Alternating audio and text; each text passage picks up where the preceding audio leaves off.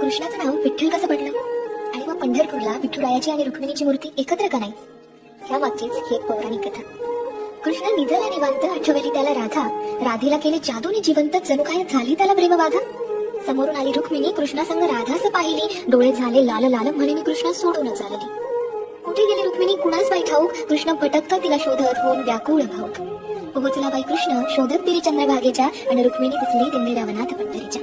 कृष्ण म्हणवितो रुक्मिणीस पण ती रुसलेली फार, म्हणतो कसा, अगं रुक्मिणी कसा करू मी तुझ्या विना वैकुंठाचा संसार. रुक्मिणी नाराज, त्यातच कृष्णास आठवे भक्त एक थोर, नाव त्याचे पुंडलिक ले गुणाचे ते पुर. पुंडलिकाच्या घरी आली कृष्णाची गबाई स्वारी, पुंडलिक करीतो आई बापाची सेवा, ठेवून उभा विटेवर कृष्णाला दारी. वाट पाहता पाहता कृष्णाची मूर्ती राहिली, विटेमुळे विठ्ठल त्यासी प्रचिती झाली. 28 युगे झाली लांब उभी राहून, रुक्मिणी रुसवात घरी, अवघ्या भूमंडळाचा संसार बघत विठ्ठल उभा विटेवरी. भूमंडळी म्हणे विठ्ठलास बाप आणि रुक्मिणीस आई,